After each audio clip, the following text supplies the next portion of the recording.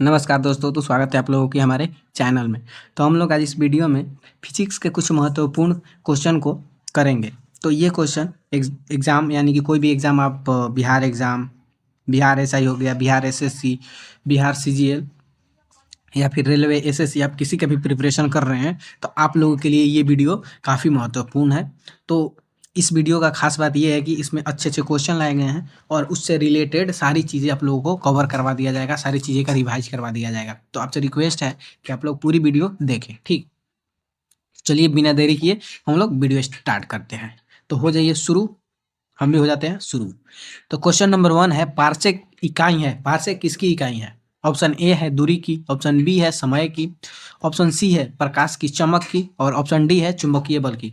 तो जैसा कि आप लोगों को मैं बता दूं, आप लोग एक पेन और कॉपी लेकर बैठ जाएं और उसमें अपना क्वेश्चन का आंसर करते चले और लास्ट में अपना स्कोर जरूर बताएं कि आप लोगों ने कितने सही किया। और वीडियो को पॉज कर करके आप लोग उत्तर देते चलिएगा, क्योंकि मैं रुकूंगा तो वीडियो काफ़ी लंबा हो जाएगा। तो इसका आंसर हो जाएगा ए, दूरी का। जो पार्सेक इकाई है दूरी का है। तो दूरी के और सारे मात्रक हम लोग देख लेते हैं। तो मीटर भी दूरी का ही मात्रक है, सेंटीमीटर भी दूरी का ही मात्रक है, किलोमीटर, इंच, फुट और मील ये सभी दूरी का मात्रक है। और इसके खगोलीय दूरी का मापने के लिए प्रकाश वर्ष का और खगोलीय इकाई जो इसको ए यू द्वारा दर्शाया जाता है, मात्रकों का भी उपयोग होता है। लंबाई का मात्रक होता है मीटर, द्रव्यमान का किलोग्राम, समय का सेकंड और विद्युत धारा का एम्पियर और तापमान का केल्विन, वही पदार्थ का मात्रा का मोल और चमकदार तीव्रता का कैंडेला। ठीक, तो ये सभी मात्रक हम लोग देख लिए।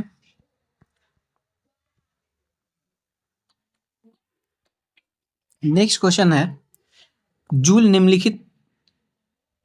निम्नलिखित की इकाई है। जूल इनमें से किसकी इकाई है? ऑप्शन ए है ऊर्जा, ऑप्शन बी है बल, ऑप्शन सी है दाब, ऑप्शन डी है तापमान। तो क्या होगा आंसर? अपना करिए आप लोग। तो इसका आंसर हो जाएगा ए, ऊर्जा का। जूल ऊर्जा का मात्रक है। तो क्षेत्रफल का फॉर्मूला होता है लंबाई गुने चौड़ाई। इसका मात्रक होता है मीटर स्क्वायर। वही आयतन का फॉर्मूला होता है लंबाई गुने चौड़ाई गुने ऊंचाई और इसका मात्रक मीटर क्यू होता है। वही घनत्व का सूत्र होता है द्रव्यमान बटे आयतन, द्रव्यमान बटे आयतन और इसका मात्रक होता है केजी प्रति मीटर क्यूब। वेग का सूत्र होता है विस्थापन बटे समय, इसका मात्रक मीटर प्रति सेकेंड। त्वरण का फॉर्मूला होता है वेग बटे समय और इसका मात्रक होता है मीटर प्रति सेकंड स्क्वायर। बल का सूत्र होता है द्रव्यमान गुना त्वरण और इसका मात्रक न्यूटन। कार का फॉर्मूला होता है बल गुना विस्थापन, कार बराबर बल गुना विस्थापन और इसका मात्रक जूल या फिर न्यूटन मीटर। जूल या न्यूटन मीटर, कार का दो मात्रक होता है जूल या न्यूटन मीटर। वही शक्ति का फॉर्मूला होता है कार्य बटा समय और इसका मात्रक होता है जूल प्रति सेकंड या फिर वाट। नेक्स्ट क्वेश्चन है, निम्नलिखित में से सदिश राशि बताना है कौन? ऑप्शन ए है वेग, ऑप्शन बी है द्रव्यमान, ऑप्शन सी है समय और ऑप्शन डी है लंबाई। तो कौन सा होगा इसका आंसर? तो इसका आंसर हो जाएगा ए, वेग। तो आप लोगों को अगर वीडियो अच्छी लगी है तो आप लोग वीडियो को लाइक जरूर करें, क्योंकि भाई मैं बहुत मेहनत कर रहा हूँ, पहले मैं बता दे रहा हूँ। तो आप लोग लाइक करना एकदम जरूर करना और चैनल को सब्सक्राइब जरूर करना। तो चलिए सदिश राशि के बारे में हम लोग जानते हैं। सदिश राशि वह भौतिक राशि है जिसमें परिमाण और दिशा दोनों होते हैं। भौतिक राशि का परिमाण और दिशा दोनों होता है। परिमाण का मतलब कि जैसे केजी हो गया कि इतना केजी है, 2 केजी, 3 केजी, तो ये परिमाण हो गया 2 मीटर, 3 मीटर ऐसा। और दिशा भी होता है। ठीक, तो ऐसा समझना है सदिश राशि को। और इसके विपरीत अदिश राशि इसके विपरीत होता है। केवल इसमें परिणाम होता है लेकिन दिशा नहीं होता। इसमें परिणाम तो होता है लेकिन दिशा नहीं होता। सदिश राशि के 10 उदाहरण। अब 10 सदिश राशि का हम लोग उदाहरण देखते हैं। विस्थापन किसी वस्तु की स्थिति में कुल परिवर्तन को विस्थापन कहते हैं। वेग, दिशा के साथ किसी वस्तु के विस्थापन का परिवर्तन वेग कहलाता है। त्वरण, वेग में परिवर्तन की दर को त्वरण कहते हैं। बल, किसी वस्तु पर लगने वाला धक्का या खिंचाव बल कहलाता है। समवेग, द्रव्यमान और वेग का गुणनफल समवेग कहलाता है। भार, गुरुत्वाकर्षण के कारण लगने वाला बल भार कहलाता है। आवेग, बल और समय अंतराल का गुणनफल आवेग कहलाता है।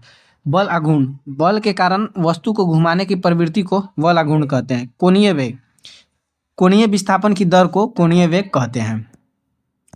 विद्युत क्षेत्र, आवेश के चारों ओर का क्षेत्र जहां कोई अन्य आवेश बल महसूस करता है उसको विद्युत क्षेत्र कहा जाता है। नेक्स्ट क्वेश्चन है आप लोगों का, पदार्थ के समवेग और वेग के अनुपात में से कौन सी भौतिक राशि प्राप्त नहीं की जा सकती। बोल रहा है पदार्थ के समवेग और वेग के अनुपात से कौन सी भौतिक राशि प्राप्त की जाती है। तो इसका ऑप्शन है वेग, त्वरण, द्रव्यमान और बल। तो समवेग और वेग का अनुपात से कौन सा भौतिक राशि प्राप्त होता है। इसका आंसर हो जाएगा सी, द्रव्यमान। बल बराबर होता है द्रव्यमान गुना त्वरण, यानी कि फोर्स बराबर मास गुना एक्सेलरेशन। कार्य बराबर होता है बल गुना विस्थापन इंटू कॉस थीटा। शक्ति बराबर होता है कार्य बटा समय, शक्ति बराबर कार्य बटा समय। समवेग बराबर होता है द्रव्यमान गुना वेग, समवेग बराबर द्रव्यमान गुना वेग। गतिज ऊर्जा बराबर 1/2 गुना द्रव्यमान गुना वेग स्क्वायर। भाई स्थितिज ऊर्जा बराबर द्रव्यमान गुना गुरुत्वीय त्वरण गुना ऊंचाई, द्रव्यमान गुना गुरुत्वीय त्वरण गुना ऊंचाई। घनत्व बराबर होता है द्रव्यमान बटा आयतन, घनत्व बराबर द्रव्यमान बटा आयतन। अब हम लोग गति के समीकरण देख लेते हैं। तो यू भी बराबर होता है यू प्लस ए टी, भी बराबर यू प्लस ए टी, जहाँ भी है अंतिम वेग, वही यू है प्रारंभिक वेग प्लस त्वरण गुना समय। एस बराबर U T plus half A T, यहाँ पे 1/2 होगा, इसको ध्यान रखिएगा। एस बराबर U T plus half A T square, यानी कि विस्थापन बराबर प्रारंभिक वेग गुना समय प्लस हाफ गुना त्वरण गुना समय स्क्वायर। भी स्क्वायर बराबर यू स्क्वायर प्लस 2as, मतलब अंतिम वेग का स्क्वायर बराबर प्रारंभिक वेग का स्क्वायर प्लस 2 गुना त्वरण गुना विस्थापन।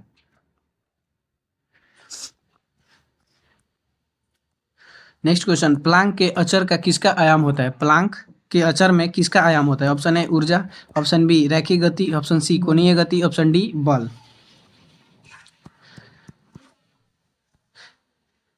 इसका आंसर सी, कोणीय गति। तो प्लांक स्थिरांक, जिसको एच से दर्शाया जाता है, एक अनुपातिक स्थिरांक है जो किसी फोटोन की ऊर्जा और उसकी प्रवृत्ति के बीच संबंध स्थापित करता है। इसका मान लगभग 6.626 गुना 10⁻⁻34 जूल सेकेंड होता है। प्लांक स्थिरांक में कोणीय गति या कोणीय आवेग का आयाम होते हैं, जिसका आयामी सूत्र ml² T इनवर्स है। नेक्स्ट क्वेश्चन है, जल में तैरना न्यूटन के गति के किस नियम का कारण संभव है। जल में तैरना न्यूटन के किस गति के नियम का कारण है। ऑप्शन ए न्यूटन के प्रथम गति का नियम, और ऑप्शन बी द्वितीय, ऑप्शन सी तृतीय, या ऑप्शन डी इनमें से कोई नहीं। तो क्या होगा इसका आंसर। तो इसका आंसर हो जाएगा सी, न्यूटन के तृतीय गति का नियम हो जाएगा इसका पहला नियम। अब हम लोग तीनों नियम के बारे में जान लेते हैं। पहला नियम को जड़त्व का नियम भी बोला जाता है। जब तक कोई बाहरी असंतुलित बल ना लगाया जाए तब तक एक स्थिर वस्तु स्थिर रहती है और एक गतिमान वस्तु सीधी रेखा में समान गति से चलती रहती है। मतलब कि जब तक किसी वस्तु पर बाहरी बल ना लगाया जाए तो अगर वो वस्तु स्थिर है तो वो स्थिर रहेगी, अगर वस्तु चल रही है तो चलती रहेगी। ठीक। दूसरा नियम, जिसे कि बल और त्वरण का नियम कहा जाता है, दूसरा नियम को बल और त्वरण का नियम कहा जाता है। इससे बल का सूत्र भी प्राप्त होता है।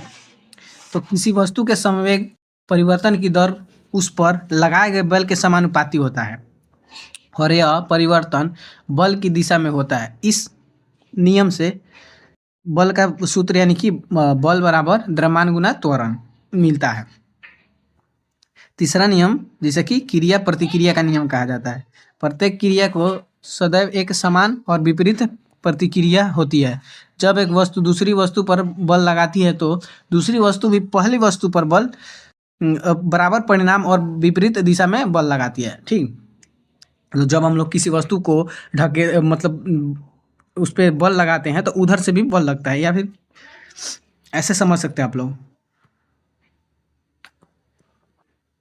नेक्स्ट क्वेश्चन है, रॉकेट किस सिद्धांत पर कार्य करता है। रॉकेट किस सिद्धांत पर कार्य करता है। ऑप्शन ए है न्यूटन के तृतीय नियम, ऑप्शन बी है न्यूटन के प्रथम नियम, ऑप्शन सी है न्यूटन के तृतीय नियम, या ऑप्शन डी आर्किमिडीज का सिद्धांत पर कार्य करता है। रॉकेट का किस सिद्धांत पर कार्य करता है। आंसर हो जाएगा इसका ये न्यूटन के तृतीय नियम पर।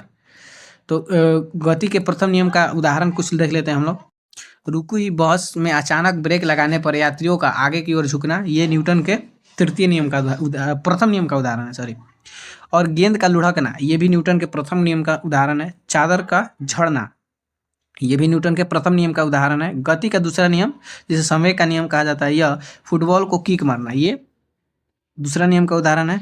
भारी वस्तु को ढकेलना, ये भी दूसरा नियम का उदाहरण है। वही क्रिकेटर का कैच पकड़ते समय हाथ पीछे लाना, ये न्यूटन के गति के दूसरे नियम का उदाहरण है। और गति के तीसरा नियम का उदाहरण रॉकेट का प्रक्षेपण, चलना, नाव से उतरना, ये सभी तीसरे नियम का उदाहरण है। नेक्स्ट क्वेश्चन है, हुक का सिद्धांत निम्नलिखित में से किससे संबंधित है? हुक का सिद्धांत निम्नलिखित में से किससे संबंधित है? ऑप्शन ए है द्रव से, ऑप्शन ए है द्रव से, ऑप्शन बी है प्रत्यास्थता से, ऑप्शन बी है प्रत्यास्थता से, ऑप्शन सी रेडियोधर्मिता से, ऑप्शन डी इनमें से कोई नहीं, ऑप्शन डी इनमें से कोई नहीं। तो इसका आंसर हो जाएगा बी प्रत्यास्थता से। जब आप किसी स्प्रिंग को खींचते हैं या दबाते हैं तो उस पर लगाया गया बल उसके खिंचाव या संपीड़न की दूरी के सीधे समानुपाती होता है। इसका मतलब है कि अगर आप स्प्रिंग को दोगुना खींचते हैं तो आपको दोगुना बल लगाना पड़ेगा। यह नियम तब लागू होता है जब तक स्प्रिंग अपनी प्रत्यास्थता सीमा से बाहर नहीं खींचती। यह नियम गणितीय रूप से F बराबर माइनस के एक्स के रूप में व्यक्त किया जाता है, जहाँ F लगाया गया बल है, वही के स्प्रिंग का स्थिरांक है जो स्प्रिंग की कठोरता का माप है, वही एक्स स्प्रिंग का अपनी मूल स्थिति से विस्थापन है। ऋणात्मक चिन्ह यह दर्शाता है कि बल हमेशा विस्थापन की विपरीत दिशा में लगता है। जैसे आप स्प्रिंग को खींचते हैं तो बल उसे वापस खींचता है।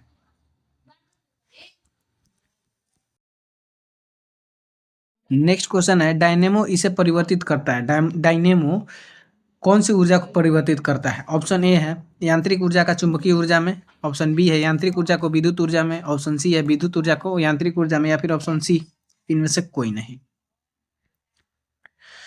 तो इसका आंसर हो जाएगा बी, यांत्रिक ऊर्जा को विद्युत ऊर्जा में बदलता है, यांत्रिक ऊर्जा को विद्युत ऊर्जा में बदलता है। तो डायनेमो जनरेटर में लगा होता है जो कि यांत्रिक ऊर्जा को विद्युत ऊर्जा में बदलता है। तो विद्युत बल, यह विद्युत ऊर्जा को प्रकाश और ऊष्मा ऊर्जा में परिवर्तित करता है। वही कार गैसोलीन की रासायनिक ऊर्जा को गति ऊर्जा में बदलता है जो कार को चलाती है। पौधे सौर ऊर्जा को प्रकाश संश्लेषण द्वारा रासायनिक ऊर्जा में बदलता है, जिसे वे अपनी वृद्धि और अन्य कार्यों के लिए उपयोग करते हैं। विद्युत पंखा, यह विद्युत ऊर्जा को यांत्रिक ऊर्जा में बदलता है, विद्युत ऊर्जा को यांत्रिक ऊर्जा में बदलता है। माइक्रोफोन, यह ध्वनि ऊर्जा को विद्युत ऊर्जा में परिवर्तित किया जाता है, ध्वनि ऊर्जा को विद्युत ऊर्जा में परिवर्तित किया जाता है माइक्रोफोन द्वारा। सोलर सेल, यह सौर ऊर्जा को विद्युत ऊर्जा में बदलता है, सौर ऊर्जा को विद्युत ऊर्जा में बदलता है। लॉन मूवर, यह गैसोलीन की रासायनिक ऊर्जा को यांत्रिक ऊर्जा में बदलता है। उबलता पानी को गर्म करने के लिए ऊष्मा ऊर्जा का उपयोग किया जाता है। पवन टरबाइन पवन ऊर्जा को विद्युत ऊर्जा में बदलता है। कोयला आधारित बिजली संयंत्र जो कोयले की रासायनिक ऊर्जा को ऊष्मा और फिर यांत्रिक ऊर्जा में परिवर्तित करके बिजली पैदा करता है। बायो रिफाइनरी, यह बायोमास को जैव आधारित उत्पादों और जैव ऊर्जा जैसे बायो ईंधन, बिजली और या गर्मी में संसाधित किया जाता है।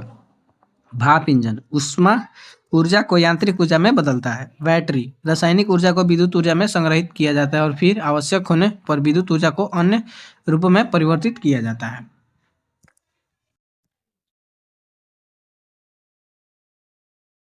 किसी व्यक्ति को मुक्त रूप से घूर्णन कर रहे हैं, कोई व्यक्ति मुक्त रूप से घूर्णन कर रहा है तो घूर्णी मंच पर अपनी कोणीय चाल कम करने के लिए क्या करना चाहिए?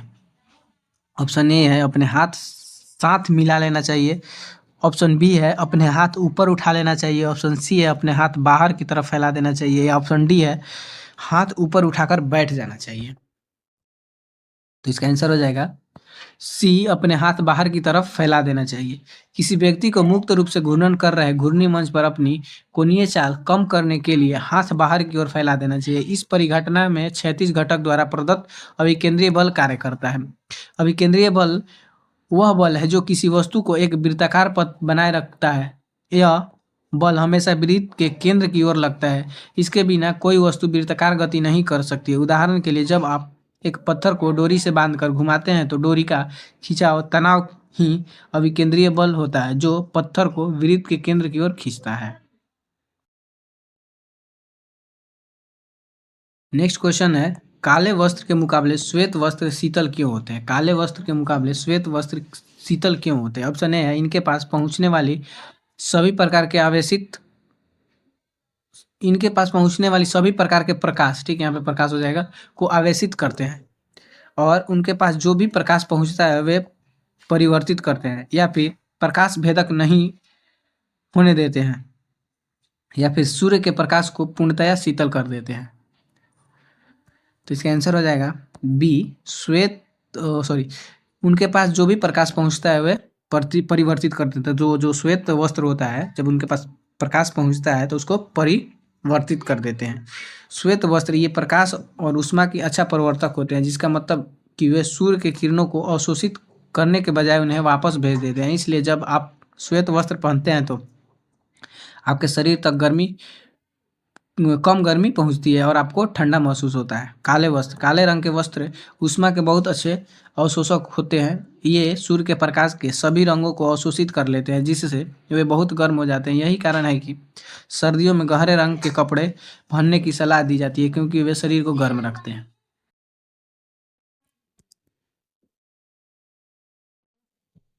नेक्स्ट क्वेश्चन है, बिजली के बल्ब का फिलामेंट किस चीज का बना होता है? बिजली के बल्ब का फिलामेंट किस चीज का बना होता है? ऑप्शन ए है कॉपर, ऑप्शन बी है आयरन, ऑप्शन सी है लेड, ऑप्शन डी है टंगस्टन। इसका उत्तर हो जाएगा डी, टंगस्टन। बल्ब का फिलामेंट टंगस्टन नामक धातु का बना होता है। टंगस्टन का उपयोग इसलिए किया जाता है क्योंकि इसका गलनांक बहुत ऊंच होता है, जिससे यह विद्युत अधिकतम तापमान पर भी पिघलता नहीं है। नेक्स्ट क्वेश्चन है, हाइड्रोजन बम आधारित है। ए नाभिकीय संलयन पर, बी नाभिकीय विखंडन पर, या फिर सी रेडियो एक्टिव विघटन पर, या फिर डी उपयुक्त सभी पर। तो हाइड्रोजन बम आधारित है नाभिकीय संलयन, नाभिकीय विखंडन या रेडियो एक्टिव विघटन या उपयुक्त में से सभी पर। इसका आंसर होगा बी, ठीक, यहाँ पे थोड़ा मिस्टेक हो गया है। इसका आंसर हो जाएगा बी।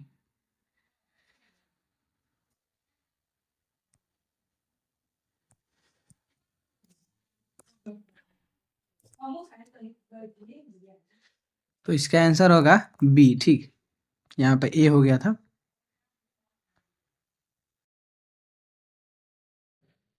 तो नाभिकीय संलयन के बारे में जान लेते हैं।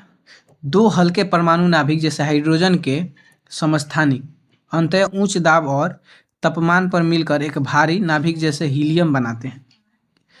इस प्रक्रिया से निकलने वाली ऊर्जा नाभिकीय विखंडन की तुलना में बहुत अधिक होती है। उदाहरण, सूर्य और अन्य तारों में होने वाली प्रक्रिया हाइड्रोजन हीलियम में परिवर्तित होते हैं। नाभिकीय विखंडन एक भारी परमाणु नाभिक जैसे यूरेनियम 235 एक न्यूट्रॉन को आवेशित करके अस्थिर हो जाता है और फिर वो दो या दो से अधिक छोटे नाभिकों और न्यूट्रॉन में टूट जाता है। इस प्रक्रिया में भी बड़ी मात्रा में ऊर्जा मुक्त होती है। उदाहरण, परमाणु रिएक्टरों में ऊर्जा उत्पादन और परमाणु बम जैसे एटम बम में इसका उपयोग होता है। नेक्स्ट क्वेश्चन है, पानी में डूबी एक छड़ी का समवर्ती के कारण मुड़ी हुई प्रतीत होती है। पानी में डूबी एक छड़ी के कारण मुड़ी हुई प्रतीत होती है। तो जो पानी में डूबी हुई छड़ी है किस वजह से मुड़ी हुई प्रतीत होती है? ऑप्शन ए है प्रकाश के प्रवर्तन, ऑप्शन बी है प्रकाश के विवर्तन, ऑप्शन सी है प्रकाश के अपवर्तन, ऑप्शन डी है प्रकाश के प्रकीर्णन। आंसर हो जाएगा इसका सी, प्रकाश का अपवर्तन। प्रकाश के अपवर्तन के बारे में जान लेते हैं। तो इसका पहला नियम, आपतित किरण आपतन बिंदु पर अभिलंब और अपवर्तित किरण सभी एक ही तल में होते हैं। और दूसरा नियम, जिसे कि स्नेल का नियम भी कहा जाता है, दो माध्यमों के लिए आपतन कोण की जगह साइन आई और अपवर्तन कोण की जगह साइन आर का अनुपात एक नियतांक होता है। प्रकाश के अपवर्तन के उदाहरण, पानी में डूबी हुई पेंसिल मुड़ा दिखना, तारे का टिमटिमाना, सिक्के का ऊपर दिखना, इंद्रधनुष का निर्माण, वही लेंस का काम करना, ये सभी प्रकाश के अपवर्तन का उदाहरण है। ऊष्मागतिकी के प्रथम नियम से संरक्षित होता है, ऊष्मागतिकी के प्रथम नियम से संरक्षित होता है। ऑप्शन ए ऊर्जा समवेग, ऑप्शन बी ऊर्जा, ऑप्शन सी समवेग एवं ऊर्जा दोनों, ऑप्शन डी इनमें से कोई नहीं। इसका आंसर हो जाएगा बी ऊर्जा। ऊष्मागतिकी के नियम, शून्यवा नियम, यदि दो वस्तुएं किसी तीसरी वस्तु के साथ तापीय संतुलन में है तो वे आपस में भी तापीय संतुलन में होती है। उदाहरण, यदि थर्मामीटर ए और बी दोनों एक ही गर्म कप के साथ समान तापमान जैसे कि 100 डिग्री दिखा रहा है तो कप ए और कप बी में भी आपस में एक ही तापमान पर रहेंगे। पहला नियम, ऊर्जा संरक्षण का नियम। ऊर्जा को न तो बनाया जा सकता है और ना ही नष्ट किया जा सकता है, केवल एक रूप से दूसरे रूप में परिवर्तित किया जा सकता है। इसके ये सूत्र है। उदाहरण, जब आप किसी बंद पात्र में पानी को गर्म करते हैं तो उसे ऊष्मा क्यू दे रहे हैं। यह ऊष्मा पानी की आंतरिक ऊर्जा यू बढ़ाता है और वाष्प के रूप में कुछ कार्य भी करता है। दूसरा नियम, यह ऊष्मा प्रवाह की दिशा और एंट्रॉपी को के बारे में है। पहला कथन, ऊष्मा स्वतः ही गर्म वस्तु से ठंडी वस्तु में प्रवाहित होती है। दूसरा कथन, किसी विलगित निकाय की कुल एंट्रॉपी अव्यवस्था समय के साथ बढ़ती है, कभी घटती नहीं है। उदाहरण, एक आइस ट्यूब अपने आप पिघलकर कमरे के तापमान वाले पानी में बदल जाएगा, लेकिन कम तापमान वाला पानी खुद ही गर्म होकर आइस ट्यूब नहीं बन सकता। तीसरा नियम है, यह बताता है कि परम शून्य यानी कि 0 केल्विन के तापमान पर किसी प्रणाली की एंट्रॉपी सबसे कम होती है। उदाहरण, जैसे जैसे हम किसी प्रणाली को परम शून्य के करीब ले जाते हैं तो उसकी अव्यवस्था कम हो जाती है और वह एक स्थिर न्यूनतम अवस्था में पहुंच जाता है। नेक्स्ट क्वेश्चन है, ध्वनि तरंगों की प्रकृति कैसी होती है? ध्वनि तरंगों की प्रकृति कैसी होती है? ऑप्शन ए अनुप्रस्थ, ऑप्शन बी अनुदैर्घ्य, ऑप्शन सी अप्रगामी, ऑप्शन डी विद्युत चुंबकीय। इसका आंसर हो जाएगा बी अनुदैर्घ्य। ध्वनि तरंगे के बारे में जान लेते हैं। ध्वनि तरंगे किसी वस्तु के कंपन जैसे कि गिटार के तार से उत्पन्न होती है। ये आप कंपन आसपास के माध्यम जैसे हवा के कणों में फैलते हैं। इन तरंगों के मध्यम के कण अपनी गति की दिशा के समानांतर कंपन करते हैं, जिससे संपीड़न उच्च दबाव और विरलन कम दबाव के क्षेत्र पर बनते हैं। यह ऊर्जा यांत्रिक तरंग के रूप में माध्यम से यात्रा करती है। ध्वनि के प्रकार, आवृत्ति के आधार पर ध्वनि तरंगों को 3 प्रकार में बांटा गया, जिसे हम सुन सकते हैं या नहीं इस पर निर्भर करता है। पहला है श्रव्य तरंगे। ये वे तरंगे हैं जिन्हें मनुष्य सुन सकते हैं। इनकी आवृत्ति लगभग 20 हर्ट्ज से 20,000 हर्ट्ज के बीच होती है। हमारी आवाज़ और अधिकांश संगीत इसी श्रेणी में आते हैं। अब श्रव्य तरंगे, इनकी आवृत्ति 20 हर्ट्ज से कम होती है, इसलिए मनुष्य इन्हें सुन नहीं सकते। भूकंप या बड़े विस्फोट से उत्पन्न होने वाली कुछ तरंगे इस श्रेणी में आते हैं। प्राश्रव्य तरंगे, इनकी आवृत्ति 20,000 हर्ट्ज से अधिक होती है। मनुष्य इन्हें भी नहीं सुन सकते, लेकिन कुत्ते और चमगादड़ जैसे जीव इन्हें सुन सकते हैं। इन तरंगों का उपयोग चिकित्सा जैसी सोनोग्राफी और उद्योग में होता है।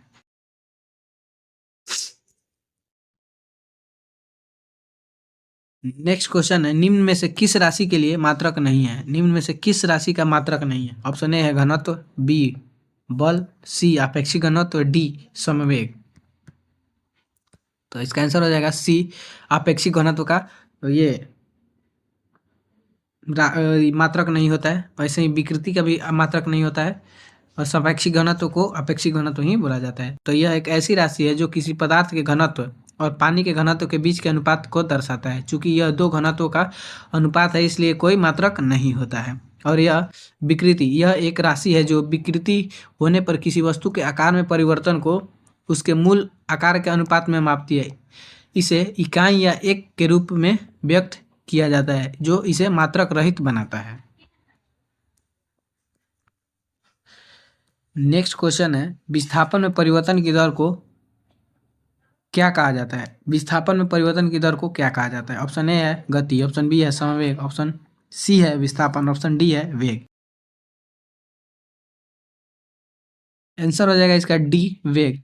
अब विस्थापन विस्थापन के बारे में जान लेते हैं। किन्हीं दो बिंदुओं के बीच की सबसे सीधी और छोटी दूरी को विस्थापन कहा जाता है। वेग समय के साथ किसी वस्तु की स्थिति में परिवर्तन की दर को, जिसमें कि दिशा भी शामिल हो, वेग कहा जाता है। ऊर्जा किसी भी कार्य को करने की क्षमता को ऊर्जा कहा जाता है। शक्ति किसी काम को करने की दर या कितनी ऊर्जा किसी निश्चित समय में खर्च होती है, उसे शक्ति कहते हैं। संवेग किसी वस्तु की गति की मात्रा जो उसके द्रव्यमान और वेग के गुणनफल है। आवेग उस समय के साथ किसी वस्तु पर लगाया गया बल या संवेग के परिवर्तन के बराबर होता है। नेक्स्ट क्वेश्चन, प्रत्यावर्ती धारा को दृष्ट धारा में कैसे बदला जाता है? ऑप्शन ए है फिल्टर, ऑप्शन बी है रेक्टिफायर, ऑप्शन सी है मोटर, ऑप्शन डी है ट्रांसफार्मर।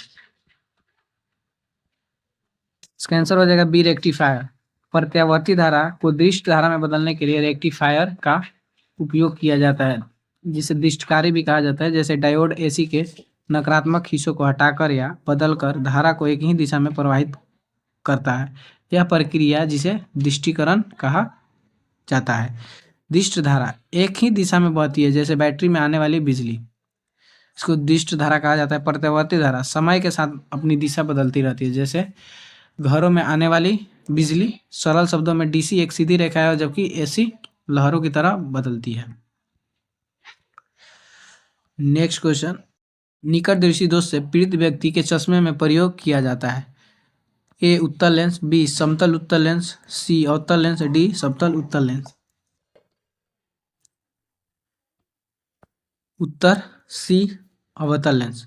अवतल लेंस के उत्तल लेंस के उपयोग दूरदृष्टि दोष में, जिसे कि हाइपरमेट्रोपिया कहा जाता है, सूक्ष्मदर्शी और दूरबीन में, और कैमरा के प्रोजेक्टर में अन्य आवर्धक कांच के रूप में। वही अवतल लेंस का उपयोग निकट दृष्टि दोष में, जिसे कि मायोपिया कहा जाता है, पीप होल में, दूरबीन और कैमरा में, फिश आई लेंस में।